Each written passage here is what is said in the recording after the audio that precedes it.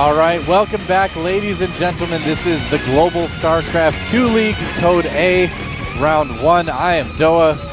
Who are you? And I am Wolf. Oh. Nice to meet you. Nice to meet you, too. You want to cast some Starcraft, too? Yeah, let's do it. All right, awesome. We are going to move into our second match here today. It is going to be Czech, formerly on the team Prime, versus Startail Squirtle, a player that we haven't seen around. Startail Squirtle. You haven't seen him around for... Yeah, exactly. He was Go Boogie back in the day. Back in, it's like Return to the Past, Return to the open seasons. I thought you said this was Code A. I thought Code A didn't exist yet during this time now. That's right. It's a blast from the past, guys. Czech versus Go Boogie / Squirtle. Go Boogie, of course, is the Korean name for Squirtle. Let's take a look, though, at a replay from our Game 3 from last set. Yeah, you can see basically Noblesse can attack in here with his Marines, and Inca was not quite prepared. Losing that pylon, I think, was basically the biggest advantage that Noblesse got from this. When he lost that pylon, he was going to do a lot of damage. But, even so, we just saw Inca showed superior decision-making afterwards. Noblesse played way too risky after this attack. And as you can see, he was severely supply blocked here. He had to make these 2 pylons. That is a problem. Well, look at how supply blocked Noblesse is right now as well. Very That's true. a problem, too, definitely. He just started one supply depot right now. So, yeah, he did get really supply blocked himself. I think he ended up, at the end of the day, he ended up getting kind of nervous, I think so, too. He got nervous. He got overly scared, played too patiently. They both played so nervous. They neither of them wanted to attack each other at times. Really, no kidding. So you can see this attack does a decent amount of damage. He does not get the cancel on the destruction of the Nexus. He's not able to succeed in that. And in general, I feel like the follow-up attack that Inca went for was really just... It was just too much, man. He didn't prepare. He was really risky. He made all those add-ons. Yeah. This was the warping that really saved Inca, rather, too. Some Stalkers, some Zelts. Even though the Stalkers kind of got trapped by the probes, he probably could have had If he even rallied more Marines survive. here, too, I think he may have actually just been able to end the game, but he decided not to rally. That could be true. Yeah. And nice micro by Inca. I will say here at this point with the Stalkers, he's doing a good job with his micro. Yeah. A little bit over-microing almost from Noblesse, not killing very many probes, not killing very many Stalkers, not killing a whole lot of anything. It's actually really easy to over-micro with bio units in that situation. You want to try to prevent everything from taking damage, but you end up just nerfing your own damage a lot from over-microing. Now, if you guys could see the production tab right now, you would see that there are a ton of add-ons being added right at this very moment for Noblesse. He's not able to produce units. They just finished, as you can see. So now he lost his whole army. He didn't produce a lot for some time, and now this attack, if it hits right now, like I said, is going to do some damage. It just absolutely will. Yep. One bunker there. He's got a wall off, but not prepared for this attack whatsoever. No, yeah. And here's what was kind of... I hesitate to say the beginning of the end for Noblesse, but it really was contributing factor to him getting behind. He just kind of started stumbling down the stairs after this, really. He loses so many SCVs here. Inca does not really miscontrol his army, pulls the Zealots back. Well, Inca played this, really well. I think he was just on the side of a good amount of caution with that. He wasn't too safe like Noblesse was, where he was safe enough to be like, all right, I'm just going to keep getting ahead a little bit at a time while I get my own upgrades. I make sure my economy is good, and that's a good way to actually win a game as Protoss in the PvT metagame right now, is just look for those little kind of chunks that you can jump ahead. Yeah, and, if he killed all those SCVs, it kind of evens things out with how many probes he lost earlier. Yeah. He lost a lot of mining time, too, with that command center lifted. And, from there, he still had an army. He was getting those upgrades. He just played a better, longer game. Yeah, he really did. I think the bottom line with this game is both players did a pretty solid opening. The attack from Noblesse was good, but he should have expected another attack. He didn't see the 6 gateways, so he might have been thinking, oh, well, you already teched up to Robo, so you're not going to have that many units, and, those warp ins you sent in were just off of 4 gateways, maybe just 3 gateways, but he never really knew, oh, there are 6 gateways, and I should be scared of this. Yeah, it's going to be interesting to see what's going to happen with Terran versus Protoss in the next couple months. I feel like we're going to see Protoss winning a lot more now. It certainly seems like it's already starting, I think. Yeah. I think so, too. I think it's going to be the age of the Protoss pretty soon here. We'll have to see if that holds true for this match. This guy, though, not a Protoss. Zerg for life. He has been a Zerg making waves in the community since the beta. This is Czech, formerly Czech Prime, Czech and Fruit Dealer, right before the release of StarCraft 2, were both considered. It was like the two titans, and some people were like, I think Czech's the best player in the world, and some people were like, I think Fruit Dealer's the best player in the world, and they're both Zergs. Yep. Awesome. I think a championship, there was a Chinese term, I think it was called just the World Championship, or something like that. A modest name for a tournament. Yeah, it was a cool tournament where people played from all over the world, and Czech and Fruit Dealer duked it out in the finals. And, you know, Czech, I won't say that he's bad now, but he just has not shown the same results he used to. And this guy fell off the map. Yeah, we've not seen him for a long disappeared, time. man. He didn't even play in GSTL, really. Yeah, he made his way through the Code 8 qualifiers. Recently did win one of the ESV Korean weeklies. Yeah. Number 3, I guess it was. So, you know, he has been out there. He's still been playing, still been beating people. It's good to see that he's still here, you know? It's actually just really inspiring to me when I see a player like Maru Prime, for example, who didn't play since the open season. He's like a little kid. He requalifies. Yeah, he loses his first round the second time, but you know, it's cool to see these guys are still trying. They haven't just said, oh, well, I don't think StarCraft is for me. I'm just going to quit. No, they're still out there. They're still trying. They're trying to qualify. They want to do this. Well, they are going to duke it out on Antigua Shipyard for the first map, Teldrim Altar for the second, then if we need it, Dual Sight for the third map. Pretty good set of maps there. Pretty good set for this matchup, I would say. Yep. Antigua's going to be quite interesting. Remember, the gold base has been replaced with a regular one, but the loading screen has commenced. Wolf and I can see it. So soon, everyone at home, and you, Wolf, and me, we'll all be in the game. We'll all get to see who gets out in front in this best of 3 between Czech on the left and Startail Squirtle on the right. Let's see who wins. It's game time here at the GSL.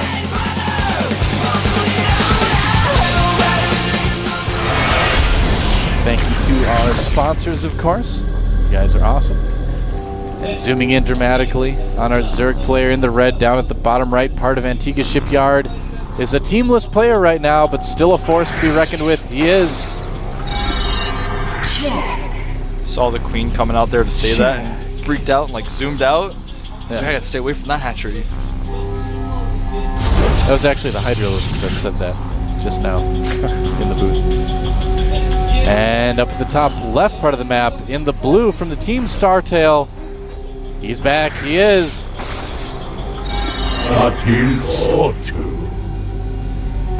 Imagine if you just had one of those action figures that you kept around with you, and if you just pressed a button on it, it would say your name like that. That'd be awesome. You wanted it. That would be so cool. Love that. Now, the voice kind of sounded like it said Startail Startle. So it's like he kind of hides behind doors and like jumps on. He's like, what? He's the Squirtle but wears sunglasses. I guess so. He Startle. He leads the pack. Oh, look at that! Pretty close even again. Predictions. You know, we've got some good matches today. I think it is going to be a lot of this type of voting all day through. Yeah, I love that new feature on GOMTV.net where you can predict. It's quite cool. And if you guys don't know about that, then go and predict some of the other matches that are going on right now. The following matches we'll have. Go and predict those. Also the ones that Moltrap is casting in Gangnam. So do that prediction. It's really awesome to see how many of you guys think one player or the other is going to win. Nexus first from Squirtle. So he's going to be trying to get that heavy-duty economy going here. Going to put a forge down in just a second. There it is. It's a pretty good map to do a Nexus first on, I would say, especially in cross positions. He kind of lucked out a little bit there as well. It's tough to wall off on this map, a little bit tougher than on a map like Shakuris, for example, but it can be done. And most people like to. It's a favorable choice. I mean, if you can wall off on Metalopolis, people can forge fast expand on Zelnaya Caverns, and I mean, all right. Yeah. There's a way. Hatchery going to be going down from Czech in just a moment here. And so pretty normal openings for both players. Squirrel's going to see the hatchery. He's going to be like, all right, I've got some time. First cannon's on the way, so that's going to be done in plenty of time for any Zerglings that might show up. And now the big question is, in my mind right now, is Squirtle going to go for that Stargate tech that's so popular, or is he going to go into something different? You know, we have seen some Warp Prism play again, even in this matchup, so Protoss does have a good amount of options these days as well. And if these Zerglings are going to try to run by here, they're going to have to manually target down these probes. Yep. Not going to happen. Yeah, they're going to see that. They're just going to turn right around. As you can see, it is fairly difficult to wall on this map. It is. It's a really big area, and the angles are a little bit ambiguous, too. So it can be a little bit challenging. It's one of those maps where you need to practice the wall off on. Terminus, the old version of Terminus was another one where I saw a lot of pros practicing their wall-offs as Protoss on there. Yeah. Squirtle clearly knows it, though, blocking now with just one probe as a Cybernetics core goes down. Yep. Check trying to sneak in there. He hasn't practiced it, so he's like, I don't know if my Zerglings can fit through there or not. He just goes to find out. Yep. If it was July Zerg, you'd just A-move him in there anyway. July Zerg Zerglings squeeze through anything, man. I know they can. Because they're July Zerglings. That's why. Like, if July Zerg plays against a Terran, his Zerglings run up the barracks, gets scared, and just lifts off. It's like, I don't want to be touched by the icky bugs. You can't hit me now. Oh, that probe is going to be in for a rude awakening. Oh, never mind. I guess he's going to be fine. Oh, he's actually so fine, man. Pacifist Zerglings, I guess. Zerglings like probes. Yeah. Oh, that Overlord should get away. Maybe if he turns left right now, it's going to be close. He's not getting away. You don't really want to lose an Overlord at this point in the game quite yet. Wow, look at that. A really fast lair on the production queue, but the Overlord's going to die.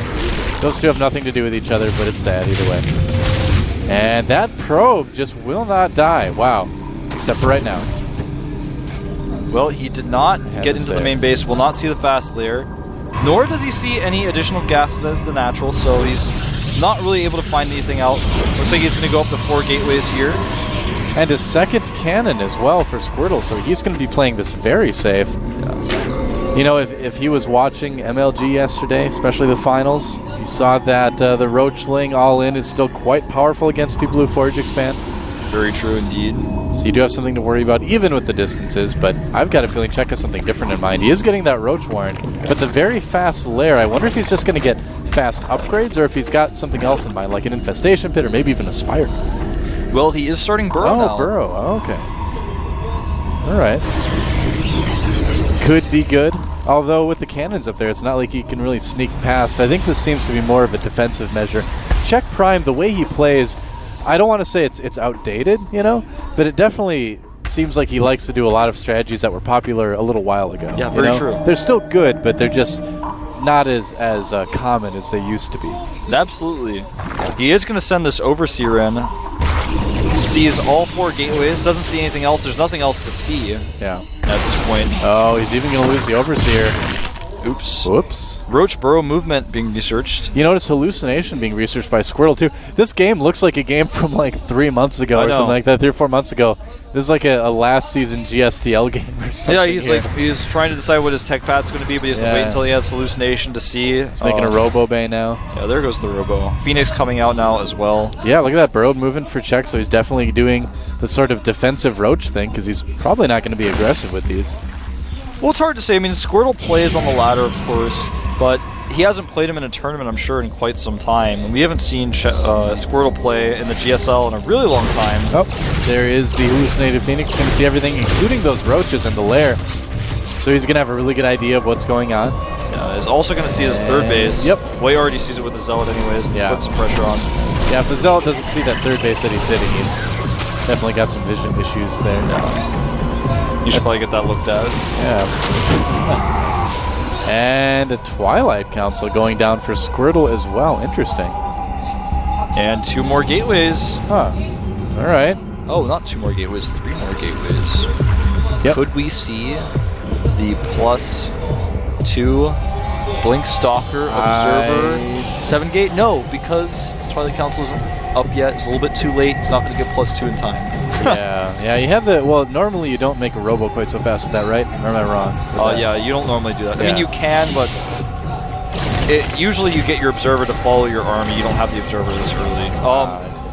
Czech, it's going to be good he has an Observer, though, because Czech is moving forward with these Roaches. And also that super fast Burrow allowed him to deny a third base of Squirtle. And Czech doesn't know about the Robo Bay either. He has no idea. Hallucinated Phoenix is going to see, he saw the Roaches on Burrow. Whoops. If he might not have noticed it. I mean, that was right on the edge of his vision. If he wasn't looking at the mini-map or at that Phoenix at the time, he wouldn't have seen it, so. Spire going down for Czech right now. Ah, okay. Droning up quite heavily. Right now the word count is 50 to 52 with actually Squirtle on the lead. Squirtle deciding not to go for that timing attack. Going to make a third Nexus now after he cleans up that Zergling there. Mutalisk has been pretty popular, but I think Squirtle's going to be pretty well prepared. He is getting Blink, and he is going to have a lot of Stalkers. Might do a good job of keeping him in his base, though. I mean, it might give Czech kind of the opportunity to expand a lot, get some upgrades going, get a big army. We'll see how Squirtle we'll see how he handles it. The Squirtle is actually up on supply, which is usually a situation you never see at this stage of the game. The Zerg usually way ahead in supply of the Protoss, trying to furiously catch up. That'll probably change soon with that third up now. Oh, he's actually not making a third base. He just decided not to do it, man. Huh. And he's moving out. He's making pylons. All right, so a later timing on this, but he's going to have +2. He'll be +2 or not.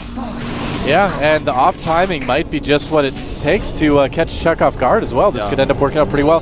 Has an Immortal in the mix as well. Well, there's so many Zerglings here, and 14 mutas on the way, 11 of those about to pop. Yeah, I think Squirtle's going to need to go home. Looks like he kind of is, but he's going to need to be so careful with engaging this army, and there it is. The fight going on. The Zerglings running right past here. Oh, all of his warp gates were on cooldown. He couldn't block them. Yep, big run by here. This could do some damage. Zealots warping in. Nice probe micro here to block themselves off slightly. Yep. All and right. the attack continues. Oh, a burrow making him bring back that observer. Nice job there.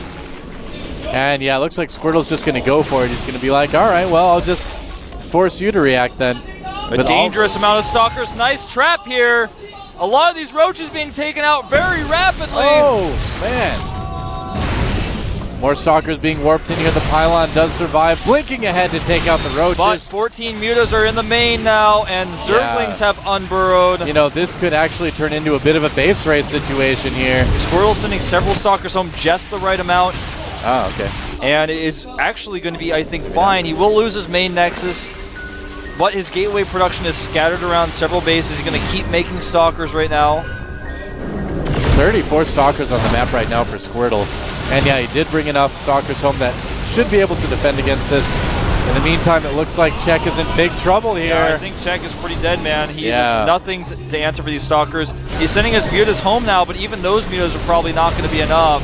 Yeah, absolutely. There's still a lot of stalkers there. And the forward pylon remains, man. Wow, yeah. Czech is just not going to be able to handle this army, I think. Guardian 22 Zerglings about to pop out, but he has enough force fields to slow those down. He has a decent amount of Zealots as well. Yep. And yeah, that's going to be it. Yeah, with the Guardian Shield right there, I mean, Czech is trying to take off some of the sentries, but that's not going to do it. Blinking ahead to take out even more mutas. And Squirtle is just looking fantastic. He's about to evolve, man.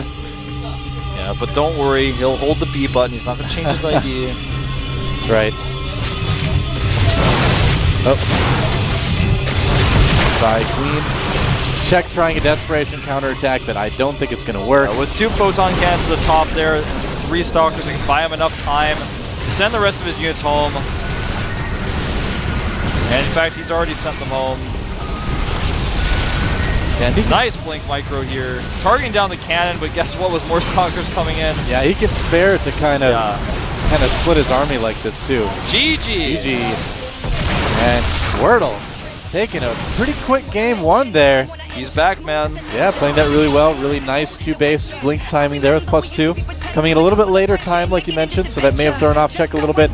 But I don't know, Czech just played in kind of that old school style, you know, getting the burrowed roaches with the burrowed roaches, and he didn't really need them, you know.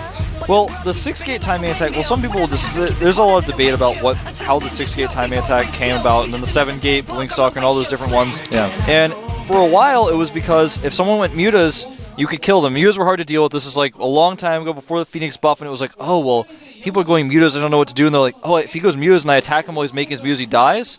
Czech felt like calm and confident after he saw that Zergling was killed, and he saw the observer there. He was like, oh, you're not moving out now. So he made the Spire, and he kind of started those mutas. The attack got there. The mutas were not really able to be used. If he were at different positions, perhaps he could have harassed the mutas and then used them in his army.